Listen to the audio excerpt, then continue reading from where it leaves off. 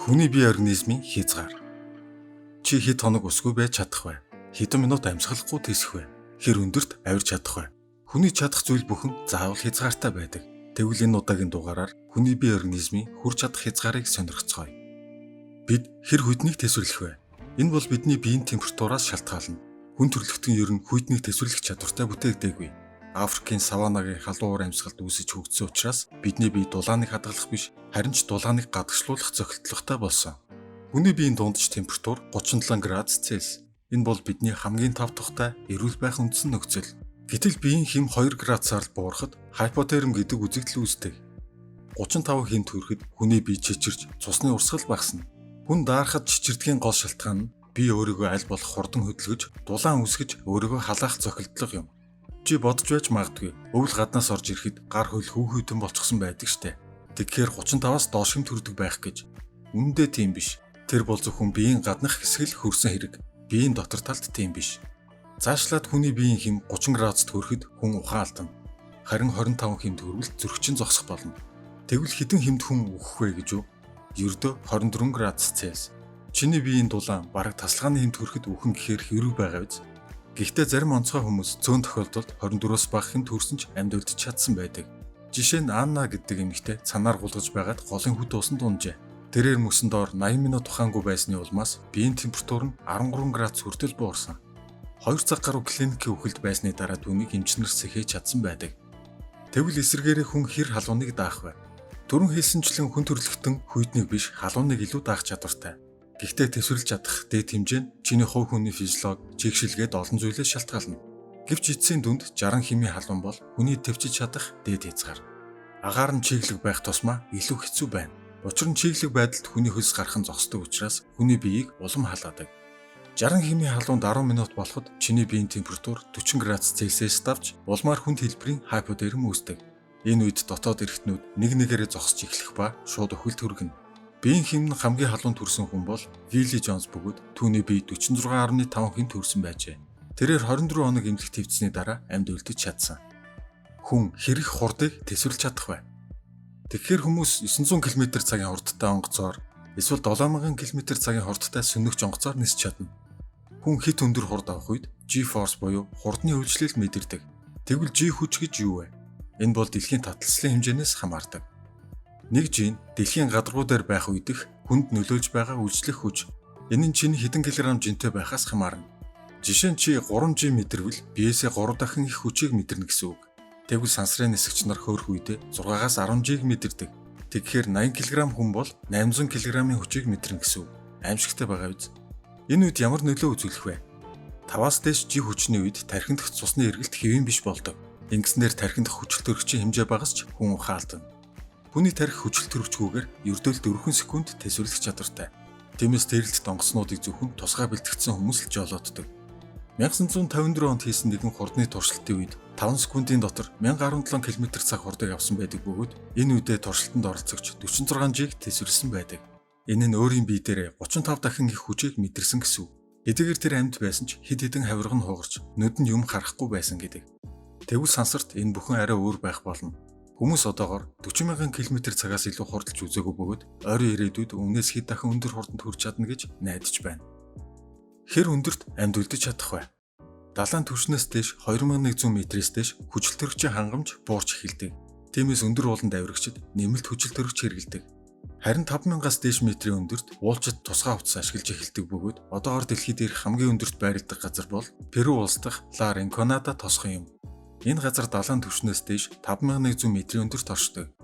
Тэгвэл үүнээс илүү өндөрт буюу хамгийн дээд тал нь 5900 м-ийн өндөрт хүн 2 жил орчим л амьдрах боломжтой. Учир нь хит өндөрт удаан амьдрахад агаарын даралт, хүчил төрөгчийн дутагдлаас болж тархины хаван, уушгины хаван гэх мэт олон өвчин үүсдэг. Харин өвглийн бүс буюу 8000 м-ийн өндөрт хүний бие дасан зохицох чадваргүй. Агаарт хүчил төрөгч 15% байх учраа амьсгалах боломжгүй болдог.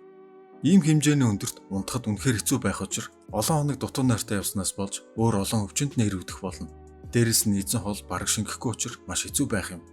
Хамгийн аимшигтай нь хэрв чи 19 км-ээс дээш өндөрт хамгаалтгүйгээр гарвал цус чинь судсан дотроо буцлах болно. Учир нь агаар ийм зэрэг нөхцөлд ус ч гэсэн 37 градуст буцалдаг. Нэгэнт өндөрт гарсан юм чинь сансарт хэр удаан тэсэх бол. Эхлээд ямар ч сансрын хувцсгүйгээр задгаа сансарт үлдчихлээ гэж бодъё. Тэгвэл юун төрөнд амьсгалаа барьж болохгүй. Учир нь сансрын вакуум орчим чиний биес бүх агаарыг чинь сороод гаргачихна. Хэрэв уушгинд чинь агаар байвал уушгич чинь тэлж хагарах бөгөөд цээжин хэсэг чинь 2 дахин том болно. Гэхдээ бие чинь тесрэхгүй. Учир нь чиний арьс маш сунамдхай эргэтэн учраас. Чиний бие дэх бүх шингэнүүд, тэрч бүхэл, ам, нүдэн дээрх шингэнүүд чинь хүртэл буцлах болно. Агааргүй болсон уушиг тархийг хүчил төрөгчөөр хангаж чадахгүй учраас 15 секундын дотор ухаан алдна. Үүнээс хойш 90 секундын дараа амьсгалчинд боогдож үхэх болно. Сансар маш хүйтэн учраас чиний бие хөлдөж эхэлнэ. Харин дараа нь сая жилийн турш чи энэ хിവэрээс сансар огторгойд хөвнө. Аймаар байгаа биз? Тэгвэл усгүй бол хүн яах вэ? Юуны төрөнд орчин нөхцлөөс их зүйл хамаарна. Жишээ нь халуунаар шарсан өдөр өндөр ачаалттай дасгал сургалт хийвэл цаг тутамдаар хойж 1.5 литр шингэнээ алдана. Хэрэв энэ шингэнийг хурдан өгөхгүй бол цусны хэмжээ багаснаар цусны даралт буурч өтгөрдөг. Дараа нь шингэнээ хит алдаж байгаа учраас хүний бие хөлрөлтөө багасгавч чиний бие улам л илүү халуун болсоор байна. Ийм байдалтай хэдхэн цаг болоход л хүн өөхөх аюултай. Бага ачаалттай сэрүүн орчинд хүн усгүйгээр 7 хоног тэсвэрлэх бол ердийн нөхцөлд 3-4 хоног л амьдрах боломжтой. Усгүйгээр хамгийн удаан амьд үлдсэн хүн бол Андреас Михавецких чир. Түүнийг цагдаа баривчсны дараа тусгай өрөөнд оруулаад мартчихсан байжээ. Ингээд 18 хоногийн дараа түүнийг гаргахад амьд байсан байна. Дараагийн асуулт. Амьсгалаа хэр удаан барьж чадах вэ? Ихэнх хүмүүс хамгийн ихдээ 1 минут л амьсгалаа төгжиж чаддаг. Гэхдээ уг нь хүний уушгины багтаамжаар бол 3 минут байх боломжтой. Харин бэлтгэгдсэн мэрэгчлийн шумбагч нар статик апнеа гэдэг аргын тусламжтайгаар олон минут усанд байж чаддаг. Одоогийн байдлаар Стефен Мифсуд гэдэг хүн энэ аргаар хамгийн удаан амьсгалаа барьж чадсан. Түүний рекорд нь 11 минут 35 секунд. Тэгэхээр яаж юм удаан чадаад байна? Хөхтөн амьтдын усанд шумбах рефлекс нь өөр. Бидний хүйтэн усанд орох үед биеийн гадна талын судаснууд нарийсч, биеийн хэсгүүдэд очих цусан хангамж багасч, зүрхний цохилт буурдаг. Ухаантай байлгахын тулд тархийг цусаар илүү хангаж, биед шахах хүчил төрөгчийн хэмжээгээ бууруулдаг.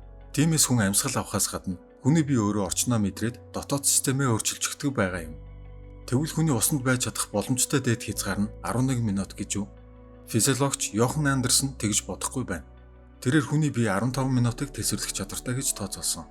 Хэрэв хүн агаараар биш, цэвэр хүчил төрөгчөөр амьсгалбал энэ хугацааг 2 дахин ихсгэж чадна. 2016 онд Алес Сегура гэдэг хүн цэвэр хүчил төрөгчийн ачаар 24 минутын амжилтыг үзүүлсэн байдаг. Харин хоолгүй байх нь шал өөр хэрэг. Энэ тохиолдолд 1973 онд 207 кг жинтэй Ангус Барбире гэдэг хүн 382 хоногийн турш мацаг барьж чаджээ. Тэр 81.6 кг болтлоо жин хассан. Гэхдээ тэр энэ бүгдийг эмчийн хяналтанд хийсэн бөгөөд мацаг барих хугацаанд зөвхөн калори агуулаагүй шингэн мөн витамин хэрэглэсэн байдаг. Харин энгийн жинтэй хүн нэмэлт витамин хэрэглэхгүйгээр 30-40 хоног л тэсч чадна гэж тооцоолжээ. Хүн болгоны биеийн бүтэц, удамшил, эрүүл мэнд өөр учраас энэ тоо баг зэрэг хэлбэлцэх боломжтой. Тэгвэл нойргүйгээр хэр удаан тэсэх нь бас сонин. 1964 онд ахлах сургуулийн сурагч Рэнди Гарднер энэ рекордыг тогтоожээ. Тэр 264 цаг буюу 11 хоног унтлагүй сэрүүн байж чадсан. Гэхдээ хүн болгон үнийг хийж чадахгүй бөгөөд нойргүйгээр 5-аас дээш хоногт л хий зүйл харах, тархины гэмтэл, улмаар ухаан санаагаа алдах гэх мэт олон аимшигтай зүйл тохиолдох болно. Их хоол иддэг хүн 100 хоног тэсэх бөгөөд дотор мухаарах, толгой эргэх, гидс базлах зэрэг түгээмэл шинж тэмдэг тохиолддог. Тэгвэл хүн ер нь хэр олон наслах боломжтой вэ? Энэ бол нэлээд маргаантай сэдв бөгөөд тухайн хүний биеийн онцлог удамшлаас хамаарна. Эрдэмтдийн судалгаагаар 1920-оос 1980 он хүртэл дундаж наслалт огцом нэмэгдэж байсан ч 80 оноос хойш зогсжээ. Тэд хүний насны дээд хязгаарыг 115 гэж үзсэн. Зарим цөөн тохиолдолд үүнээс илүү наслсан ч дундаж хүн 115-аас илүү наслах боломжгүй гэж үзсэн байна. Ер нь хүн төрөлхтний мэдэгдэж байгаа хамгийн өндөр наслсан хүн бол Франц эмэгтэй Gianna Luz Calment 122 наслсан байдаг. Хүн хэр хурдангүй чадах вэ? Usain Bolt гэдэг нэрийг сонссон л байлгүй. Манай гарагийн хамгийн урдан хүн 100 метрийг 958 секундэд туулсан.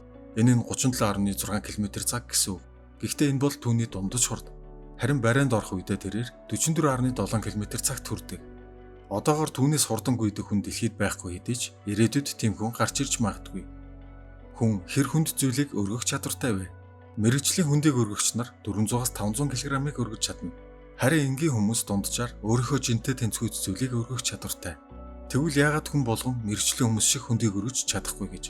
Судлаач Шредер гэдэг хүн тархинаас булчингуудыг идэвхжүүлэхэд саад болдог зарим тохионуудыг хязгаарлаж чадвал энгийн хүнч 300-аас 400 кг-ыг амархан өргөж чадна гэж үзжээ.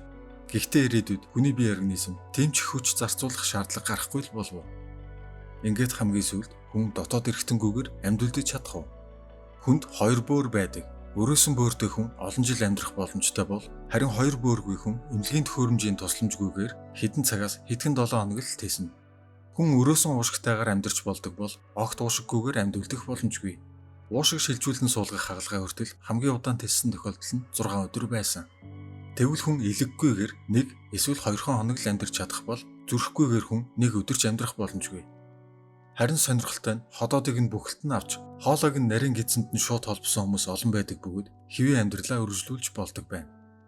Тэгэхээр хүний амьд үлдэх, тэсэж твчих болгон хязгаартай. Харин ганцхан зүйлд л хязгаар байхгүй. Энэ бол хүний төсөөлөл.